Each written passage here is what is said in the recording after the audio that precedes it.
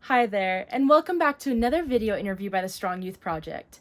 My name is Callie Ray Floyd, and I'm a research assistant for the project under the direction of Matthew Seeley. Together, him and I interviewed Dr. David Bell about early sports specialization in youth. Dr. David Bell is an associate professor at the University of Wisconsin-Madison in the departments of Kinesiology and Orthopedics. He earned his Ph.D. and B.A. from the University of North Carolina at Chapel Hill and his master's degree from the University of Virginia. He teaches in the athletic training program and serves as the director of the Wisconsin Injury and Sport Laboratory. His research focuses on identifying risk factors for musculoskeletal injuries with a special focus on sports specialization in youth. Enjoy the interview. Let's go ahead and get started then. And if you want to set the stage, tell us where youth sport has come from and where it's currently at and where you predict it's going. I think that would be helpful to start our conversation. Yeah, sure. So we know that about 60 million kids participate in sport each year, and we know that what sports people play kind of fluctuate throughout the year. That generally team sports are kind of a bit on the decline. Maybe some individual sports are on the rise, but we also know that it depends by sport, right? For example, like lacrosse is probably one of the fastest growing sports in the US right now, maybe behind pickleball, right? Like those are the two big ones, but I don't know that you kids are playing pickleball quite yet. Maybe that's more of a middle-aged thing. And I think the reason that youth sports have changed probably over the past 30 years, again, I'm biased here, but is mostly because of adults have figured out how to make money off kids playing sports, right? And so I think also to begin this conversation, right, we need to know, we all know the good things about playing sports, right? So being part of a team, having leadership skills, and just being physically active. We know that if you're physically active as a kid, you're more likely to be physically active as a teen. Physically active as a teen, you're more likely to be physically active as a young adult. And that really has implications for health across the lifespan, which is great. But there are also some alarming changes. So for example, we know that about 70% of kids are going to drop out of sport by the time they're 13 years of age. We know that girls are going to drop out of sports at a rate about 6 times that compared to boys. So those are really alarming numbers to us. And we also know that generally just kids of lower socioeconomic status backgrounds are going to have less access to sports in general, especially as we move to this kind of more pay-to-play models of like club sports, for example. It's just going to leave kids of lower socioeconomic status behind. So a lot of these changes, I mean, here what we're talking about today, Matt, are we feel like that are directly attributable to sports specialization, which is kind of focused participation in a single sport for a majority of the year is kind of just one way to think about it. And so we now know that, adults are asking kids to practice 3 to 4 days a week with tournaments, every weekend, oftentimes for 12 months out of the year. So this means by the time kids are just entering high school, some of them have played their sports for 6 to 7 years, all year round, right? So those are kind of alarming and crazy numbers. So what have we learned kind of about specialization here at UW-Madison?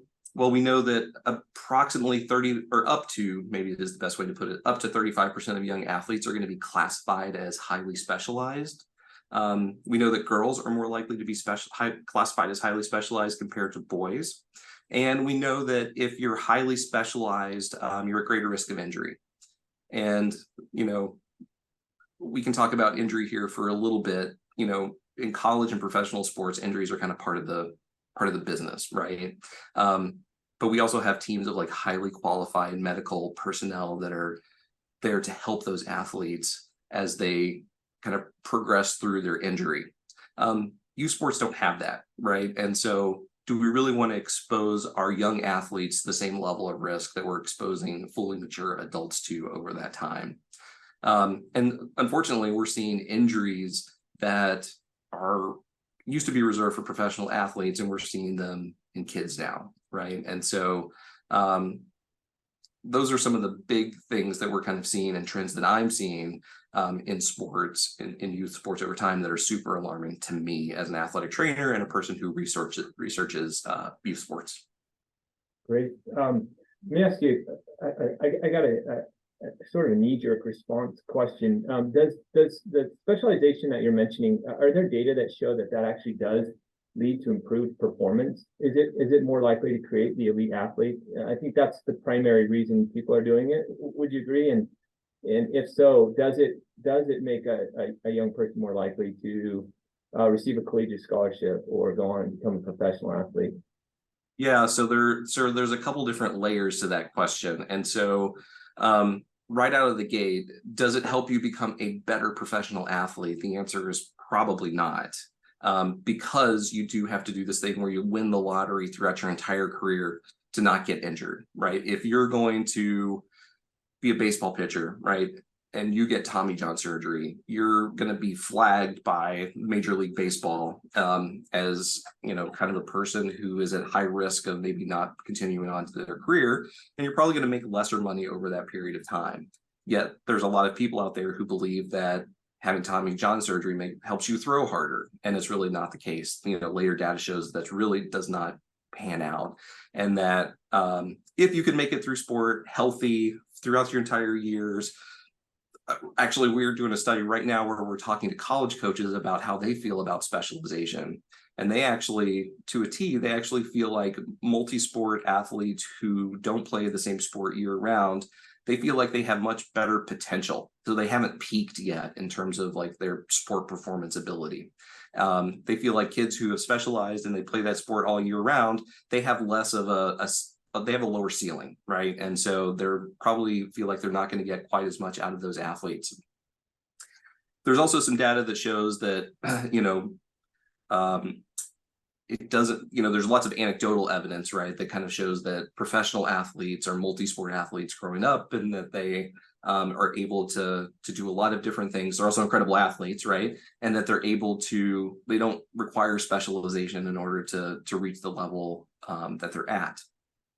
Now, at the flip side of that, we do have data that shows that parents and kids perceive benefit from specialization, right? So they think at least when they're young and they're getting better, they perceive that they're getting better at their sport because of their focused participation kind of year round, and that their skill is getting better. And so that's a hard thing to swallow, right? Or kind of juxtapose with like, well, you might get injured if you keep doing this, but people are really bad at understanding risk, right? And so, if I drive from Madison to Chicago at 55 miles an hour, that's risk, right? Like I'm accepting that risk. If I drive from Madison to Chicago at 90 miles an hour, that's an elevated level of risk. And if I drive at 90 miles an hour with my AirPods in and a drink in one hand and a burger in the other, and I'm driving with my knee at 90 miles an hour, that's another set of risks. But none of that means that I'm going to get into an accident, right? Even though it's much more likely that I'm going to get into an accident when I'm doing that very poor behavior of not paying much of attention and driving really fast. And so, when you tell people this, well, you might get injured, you might injure your elbow, you might tear your ACL. Those are really hard things for people in general to conceptualize. And so, injury is one of those big problems with specialization that we see. We know that, hey, if you're an athlete and you specialize, your risk of injury is about 2 to 5 times greater than an athlete who has low specialization or some sort of low level of specialization, multi-sport athlete, right? But that's a hard thing to tell someone, because the benefit of that, if I make it through this, then maybe I'll get a college scholarship, maybe I'll get a name, image, and likeness deal, maybe I'll become a professional athlete and get millions of dollars. So it's a hard thing to try to argue on the counter side of, even though we also know that it's not necessarily going to make you more likely to become a professional athlete at the end of the day. Those are just so finite kind of roster spots that are available for people. It's a really hard thing to put numbers to. Yeah, I have 2 comments to that. I think often it's the people who do win the lottery, who are lucky, they're the most vocal, they're the most loud voices in the conversation. The people who are hurt are often less vocal. And then I love this. I in preparation for this conversation, I reviewed a paper on which you were a co-author, and I believe these stats came out of UW-Madison. You can correct me. I think the paper said a large Midwestern university, so I assumed that it was referring to Wisconsin. But If I remember correctly, about 40% of the D1 athletes there at UW Madison is 40% of those athletes, if I remember correctly, had specialized as high school seniors, and it seemed like it was only 17 or 18%, if I remember correctly, had specialized at the age of ninth grade. And so I think parents and coaches, they don't recognize what the data are saying about Division I athletes, that most of the vast majority of them are multiple sport athletes and have been for most of their athletic career. Did I get those numbers right, David? You remember the paper I'm referring to? Yeah, I think that's right. And I think to echo your point there, we study a lot of people who are successful in sport. And sometimes I'm not sure that's the best way to do it, right? But they're really hard to find people who drop out of sport, at least, the way that we do our research studies. And so, if you're thinking like, well, 70% of people drop out of sport by the time they're 13 years of age, and we're, maybe going in and talking to high school kids who are successful in playing sports, or we're talking to college athletes who are playing sports, we need to go try to find those people who drop out so we can learn about their experiences as well, right? Because we know the number one reason why kids play sports is because it's fun, right? And the number one reason why kids drop out of sport, it's not fun anymore. And that there's different reasons why kids think it's fun or not fun, but that's the general gist of that. But yeah, those numbers of people that are successful are not going to be highly specialized for a long period of time. My other thought on that, though, too, Matt, is that I think this is going to change over time. If I go and I give a talk to, if I go up to the Wisconsin Dells and go give a talk to a bunch of, older folks that are maybe ADs at schools, and I usually ask, how many of you played sports in high school? And, ask them to raise their hand, and then say, okay, now how many of you played multiple sports in high school? Everybody's hand goes up. If I go give that same talk to a group of, recently graduated kids from college who are maybe athletic trainers, right? And I say, who played sports in high school? Lots of hands go up. And if I say, well, who played multiple sports in high school? A lot of those hands go down.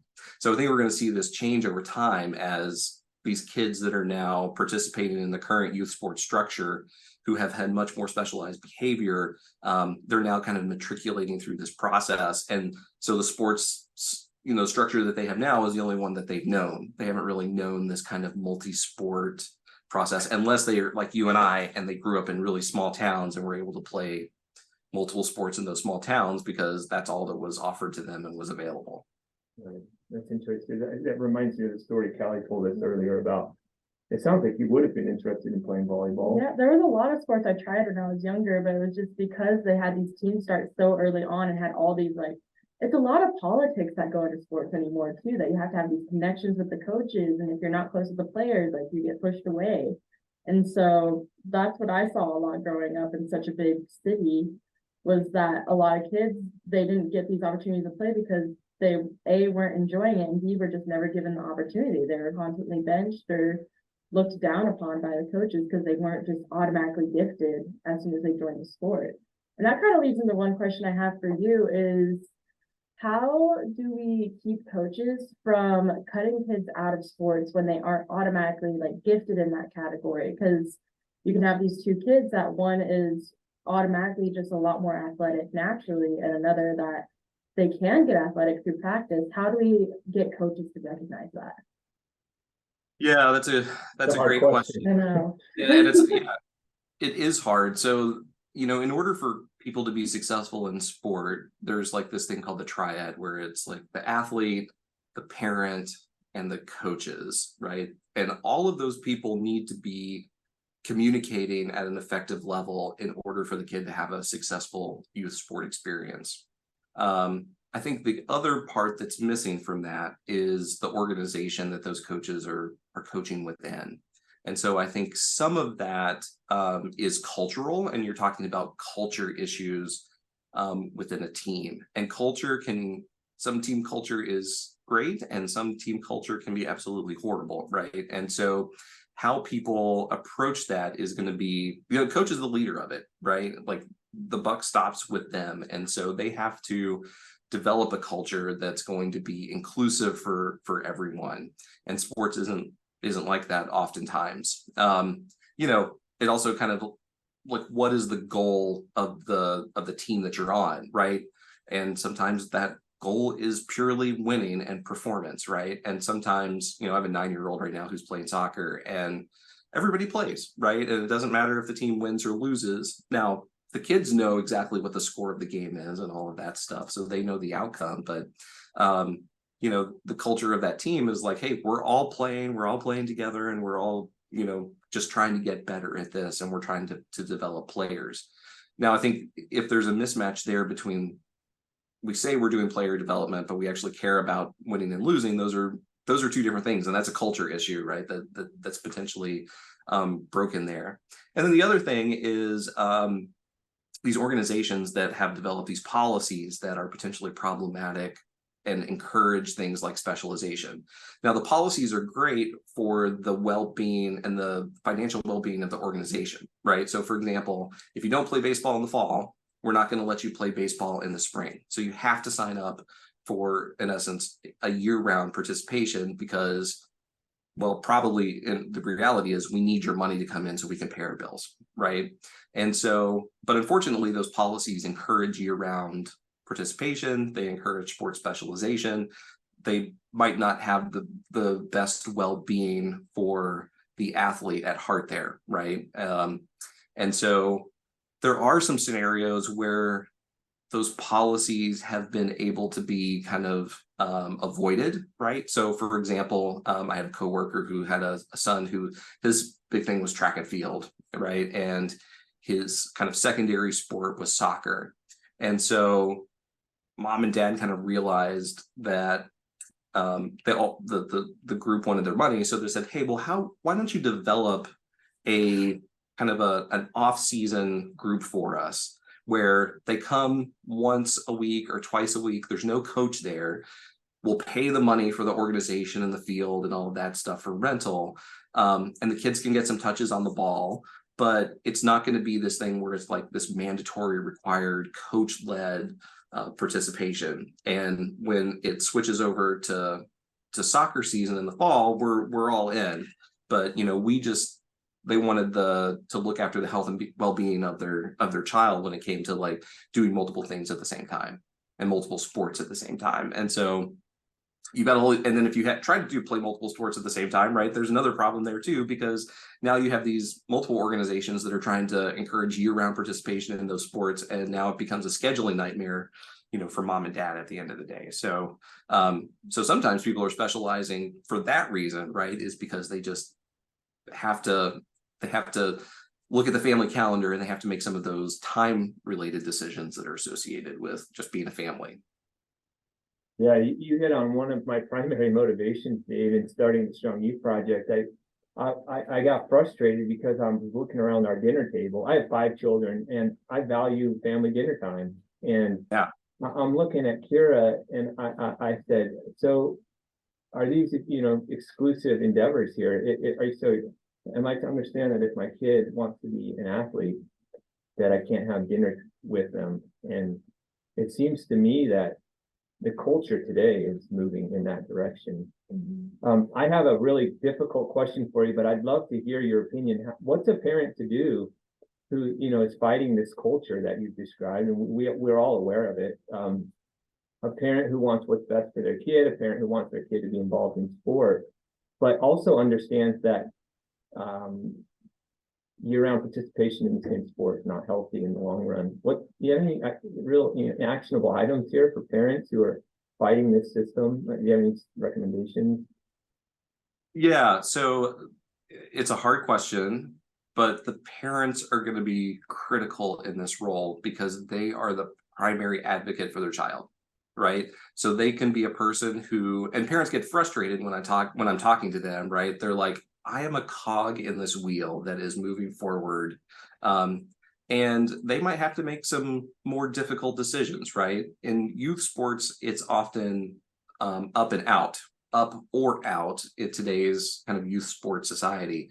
And it's really hard for some of those parents. They can get kind of caught up in the hype of like, oh my gosh, my kid is being invited to go to this next team and, play up and play on it. And so I think you have to ask these questions of like, okay, well, what are some of the benefits to that, right? Is it more beneficial for your child to stay at the level that they're at and maybe they'll play more, right? Or is it more beneficial for your child to go up and maybe they don't play in games and they ride the bench, right?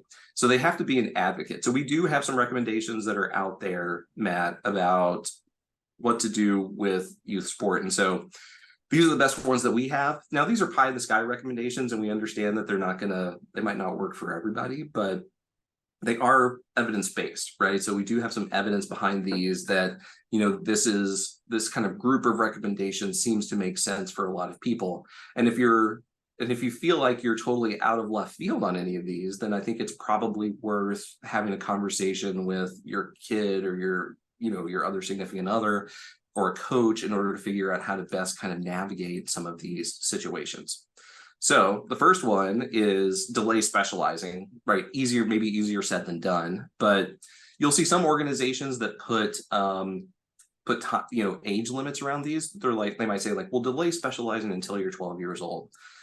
I think that those age recommendations are not great, and they only apply to like a certain number of 12-year-olds, right? And that, you have some 12-year-olds that are shaving and would probably do just fine specializing. And then you have others that, look like they're 8 and they haven't really gone through that growth and maturation stage yet. And so you just have to be really careful with that. The other one that we have is one team at a time, right? So the classic example here is that baseball pitcher or softball pitcher who pitches for 3 different teams, right? The parent is the only one who's going to know how many pitches they threw at any given time. So, for example, let's say that your organization is going to follow the smart pitch recommendations, and you're only going to throw, let's say, 60 pitches in a weekend or something like that. But if you go and you play in 3 teams, the parent has to be the one who advocates and said, hey, coach of this other team, he can't pitch and he can't catch today, right? He needs to be in the outfield or he needs to be at first base if he's going to be here to play this particular game. The other recommendation we have is don't participate in a single sport for more than 8 months out of the year. You'll see some recommendations that say 8 months. You'll see some recommendations that say 9 months. The idea is that we need to have breaks. And unfortunately, youth sport has kind of figured out how to not create breaks. So for example, high school volleyball here in Wisconsin, right? It kind of starts in, late July, early August, and it goes up until kind of like Thanksgiving is when like the state championships are. Matt, do you want to guess when tryouts are for club volleyball? I'd love to guess. I'm gonna say it's earlier than it should be. I'm gonna say like March or April. How's that for a guess? That's a good guess. That's what it should be, but it actually occurs the week after state championships occur. I should say that one. So you go up until because that's how it was for us back home too. You should have asked Callie to guess. Oh, sorry, Callie. I should have asked you. So yeah, we go. So those high level teams are going to go up until the state championships, right around Thanksgiving, and then that next week they have tryouts for club volleyball, and then that club volleyball kind of occurs all the way until March or April, right? And then they do summer camps and then the summer clinics and summer clubs all summer until high school sports start back up, right? So it used to be that we could do this 3-sport athlete thing where you would play maybe football in the fall, you would go play basketball, and then you would go play some baseball, and then you'd have some summer to like do whatever. But that's really not the case anymore. It just kind of rolls right into that next one. And those successful kids that are playing on those high level teams are the ones that are probably going to be going to club tryouts that very next week, right? So parents have to advocate for their kid and say, you know what, we just got done with the season. We want to come play for your team, but not at the risk of a kid getting injured. We need them to, take a week off, right? Or take 2 weeks off and disconnect for a little bit. We can talk more about this, but the disconnecting is important, right? Because I'm hearing more and more stories of people who actually they've won the lottery, they get their college scholarship, and they go to play their sport in high school. And they're like, man, I really hate this. I don't want to do this anymore. I've been playing this sport since I was 5 years old and I just don't like it anymore. And so now you've got a whole other host of mental health issues and stuff like that that can be a part of it. So you got to take some breaks. So that actually is one of our recommendation is recovery time, is try to spend a little bit of time away from your sport. Now that doesn't mean you go sit on your couch and you're your couch potato, right? It just means that like do something that's not sport related but is physically active at the end of a season. So we kind of have that one dubbed as like recovery time. And then the next recommendation is we have is no more hours per week than your age. So with this one, so an example would be like, let's say you have a 13-year-old, they should participate in about 13 hours of organized sport per week, right? So that's, let's say they're a soccer player, so that's soccer practice, that's some of the gym that they're doing. If they're dancing, those are kind of included in that. Now, I think that's kind of a good like general guideline. And if I had a 13-year-old, that would be, I wouldn't get upset if they were going to 16 hours, for the week or something like that. Our physicians really like to use the screening question when they have someone come into their office for a stress fracture, for example, of like, well, tell me how much physical activity or how many organized practices, how many hours you're spending each week in sport. And so the moms or dads, usually the moms, will start like counting, right, on one hand, they'll count on two hands, they'll get like a little furrowed brow, right, and then they'll go to 3 hands, and then they'll go to 4 hands, and then they get this more look of concern, right, and then they go to 5 hands, and then sometimes they go to the 6th hand, and they have this look of like, oh, what have I done, right? What are we doing, right? Where our kid is playing 30 or 40 hours of sport per week. No wonder they're in there for a stress fracture, right? Or their second stress fracture. So that's also kind of a useful metric as well. And then our final recommendation is trying to get 2 days of rest per week. College athletes get 1 day of rest per week where they're not allowed to do any sort of team activity. I don't think it's crazy for us to have our youth athletes have 2 days of rest per week. And sometimes people look at me like I'm nuts when I say that. But I really like, if we're asking our college athletes to go 6 days a week, I don't think it's appropriate for us to have our 13, 14, 12, 11-year-olds going 6 days a week. Yeah, this is fantastic. I'm curious, Callie's a dancer. We discussed earlier. How'd you do on those recommendations? Did you meet any of them? I got delayed specialization, one sport at a time. No, honestly. Less than 8 months per year. Especially with dance, because there's not a time that you have an off season. Like when I was doing drill team, we'd have our season finish, and then we have officer tryouts like the week before our spring show. And so then once that was over, like officer tryouts are happening, then team tryouts. So it was just an all year cycle. We never had a time that we had a certain off season that we trained. Yeah, no, and dance is always one of the hard ones for us to get good data on. Actually, part of it is like we try to go into these gyms, right? And we like to say, we do sports specialization research. We'd love to interview your athletes or, survey them. We'll pay them, right? We'll give them $5 for doing our survey. And sometimes people look at us and they're like, this is a business, right? Like, and in reality, like our research, we hope it's going to impact people at the end of the day. But reality is it's probably that person that's there is going to have much more of an impact on the athletes over their time, right? So so dance, we think these are good general recommendations, but that's the other part of it, right? Is that people are looking for sport specific recommendations, right? So they might say, well, okay, that works for some other sports, but maybe it doesn't work for dance. So what are some recommendations that are maybe specific to dance? We don't have those really yet. Or what are some recommendations that might be specific to soccer? Can we do something different, right? So that's kind of like the flip side of these recommendations. They are kind of more general and built in, but they are evidence based, and they are based off people playing sports and getting injured and all that stuff. And so yeah. Go ahead, Callie. I got a question I'm dying to ask, but I'll let Callie go first. Interesting, because the one time I have seen these practices play into my life was actually during COVID. Like up to this point, I was starting to get burnt out of dance. I was like, oh, I don't want to do this anymore. Like, once I graduate, like I'm going to be done. And then COVID hit my junior year of high school. And I had these months that we just weren't doing it. I was like, oh my gosh, I miss doing my sport. And I was starting to train other ways by doing strength training and things I could physically do in my house. And then we got back to doing the sport and going back into dance. And I was able to find the love for it again because I had that time away from it and realized like, oh wait, this is something I really do enjoy doing. But I just needed a mental break from it in order to realize how important it was to my life. So I really do think it is important that kids get a break from their sport.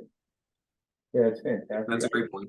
I have a 13-year-old who pole vaults, and she just finished the so they have a month-long moratorium here in Utah for track and field, and she just finished, and she was so eager to get back. And at the beginning of the moratorium, she was exhausted, both mentally and physically. But yesterday she started up again, and she said, "Dad, I love it. I love it more than I thought I did."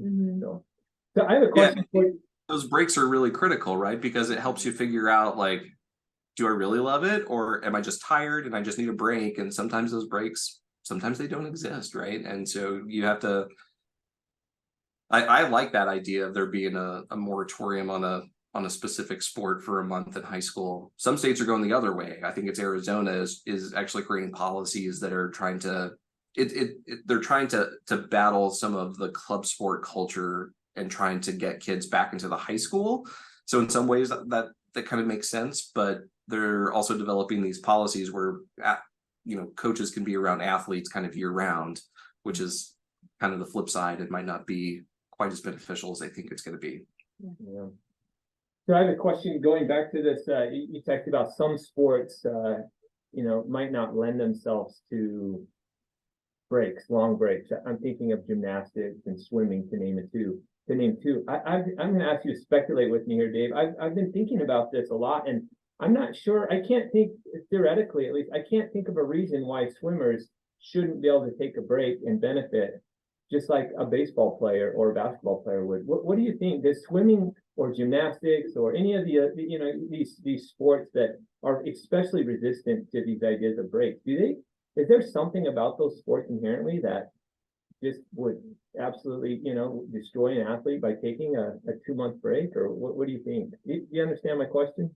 Yeah, totally. I totally get it. And you probably know this, having some gymnasts in your household. The counter argument is safety, right? In that they need, from a gymnastics point of view, they would argue that, you need this kind of participation, and you need, organized and safe participation in order to make sure that you're developing these skills over time. Gymnastics is one of these sports that sport specialization has always been required early on in order to kind of meet your highest goal, right? So if you want to be an Olympic gymnast, well, you probably need to specialize in your sport really early on, prior to puberty, right? Because you need your peak performance to kind of occur like right around or right after puberty in girls. And so, there's the exercise that might be associated with that can kind of aid a little bit in that developmental process as you kind of move on. Swimming and some of these other sports like soccer, for example, these other ones, peak performance occurs much later, well after puberty. So the question is, do we really need to push people through these young years when they have open growth plates and they're very susceptible to injury, in order to see this peak performance later in life? I'm sure that there's probably some in the swimming community, there's probably some reason why, like maybe it's bone remodeling and they have open growth plates, so a swimmer might be able to have more flexibility and greater range of motion, for example, in order to be more successful at their stroke. I guess I don't know the intricacies of that particular sport, but from what I see, like a lot of that peak performance occurs much later in life, right? So you don't necessarily need to have that early exposure, or there's no reason why you can't take a break, right? Like, even if you wanted that earlier exposure, like, you should be able to take a break later in life. I'm sure people in the comments will set us straight about why that's potentially correct or incorrect at the end of the day. But yeah, and so I have this, I kind of give a talk on this stuff, and so I have a slide that's like, anybody know what the age of the people who win the Boston Marathon or the New York City Marathon is? And it's like 30 years old ish, right? Forgot to look it up before I came on here. I wasn't really planning to go down this direction, but for runners, right, like your peak performance occurs much later in life, right? And yet we have people who are running kind of year round, right, and doing very well in high school and getting scholarships and all that stuff. But I guess the flip side is that they might need, again, they might need that loading to occur maybe in cross country, for example, in order to remodel their bones, in order to be making sure that they're getting appropriate stresses over time, right? So I guess that would be the flip side of that conversation as well. Those are questions that we might have some theory to, but we don't have good evidence behind, right? Those are studies that take a really long time to track and develop and are super expensive to complete. And so we might never have the answer to some of those questions, or the best data we might have might be like retrospective, because it's really hard to do that kind of prospectively, to kind of do those for each individual sport that's potentially out there. Right. So I have lots of in-home conversations about gymnastics. It's an interesting sport. And I think something that's been interesting in the sport just recently is that there are older gymnasts who are succeeding more so now than ever before, and they're defying traditional dogma. And so I'm just curious that, my brain starts to turn, and I wonder if we, perhaps, I'm just speculating now, so I of course don't data support this, but maybe we've just gotten it wrong. Maybe older gymnasts. Yeah, I mean, it's entirely possible, right? If you have the correct body type, right? If you're kind of smaller in stature, and now you have closed growth plates, and now you're able to kind of absorb some of those forces, then and you're not participating with high loads when you have open growth plates and you're susceptible to all these, growth plate type of injuries, then that really makes sense. Like, why couldn't you go on and perform at that point? Yeah, I think about changes that happen to the muscular system, right? After through puberty and afterward, people become stronger and more powerful. And it just seems to me that theoretically, an older gymnast should be able to compete at a higher level than a younger gymnast. But Mm-hmm. I'm sure we'll find comments in the board about that comment as well. So Right, for sure.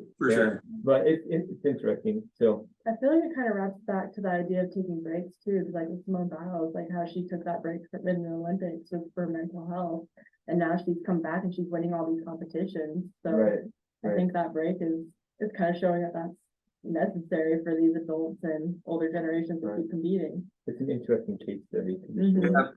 In youth soccer, I'll talk to some coaches, right, and they really feel like, well, if people go away, and take a break away from their sport, that they lose some of the sensitivity and the ability to touch and feel a ball and all that stuff. And so they feel like they have to restart in order to get to the same level that they were, right? So it's going to take a little while for them to kind of get back to that same level. But also that's a weird argument too, because we all know that sports is not linear, right? It's not this linear path where you just keep getting better and better and better and better. We know that there are like these huge peaks and valleys that are associated with it. It's like, what is the saying that, like, all right, in college football, you play 12 games and you'll play your A game for 4 of those, right? And so I don't know, there's just like, they're human beings and they're complicated, and if they broke up with their boyfriend or girlfriend, or something said something mean to them, like, those are going to impact their performance just as much as like the actual physical component of things, right? Right. Yeah, that's fantastic. We often ignore those variables when we have these kinds of conversations. Right. But gosh, Dave, I mean, we've only touched on a few of the questions I wanted to ask you today, but we've taken 50 minutes of your time. So I think, and Callie, any questions you're dying to ask before we conclude? I'd love to, I say this with every guest we have, Dave, we always could spend 2 or 3 hours with each guest, but I'll try and be respectful of your time. No worries. I've got a few more minutes here if there are any dying questions that you need to ask. Yeah, I mean, I was curious. So I wanted to talk about how parents can fight this culture, and I think we've decided that there are some some good recommendations out there that they can keep in mind. I guess in that vein, let me ask you one more question. If you do have the time, where can parents find these resources in a digestible format? I don't want to ask a parent to go search the scientific literature. Can you give them any references or point them in a direction that would be helpful? If there's a parent who's buying into the principles you've taught today and they're interested in reading more, where would you recommend they go? Yeah, sure. So maybe I can give this to you. I can give you our lab's website, and we have an infographic up there that people can download that has all of these recommendations on it. Or if they wanted to search for the National Athletic Trainers Association Sports Specialization recommendations, we were the group that kind of recommended those to the NATA, and they've adopted them. So the National Athletic Trainers Association is my member society, right? So I'm an athletic trainer by trade. That's just our group. And so they think that athletic trainers should, be a strong voice in sports specialization and youth sport, because athletic trainers are at that interface, right, of dealing with all the key stakeholders, dealing with the athletes, the parents, the coaches, the high school organizations. And so, that would be the other thing. Like if your school has an athletic trainer, go and talk to them about some of the evidence and the science behind and what they think about sports specialization as well. And also, talking to your physician, pediatrician, for example. I often think that they have pretty good, education and training on a lot of this, especially if have a sports medicine fellowship trained. So if you're going to see them for that. Not everyone has that, but hopefully, physicians have probably heard about this, right? And so they might have some opinions and some ways to help parents navigate that area. Fantastic. Your advice here, Dave, today has echoed the words of a previous guest. I don't know if you know Dr. Anthony Butler, but he's a physician in our area who studies ACL reconstruction. And Dr. Butler was on my dissertation committee, so I know him quite well. So no wonder you're in lockstep with. So he praised athletic trainers for several minutes.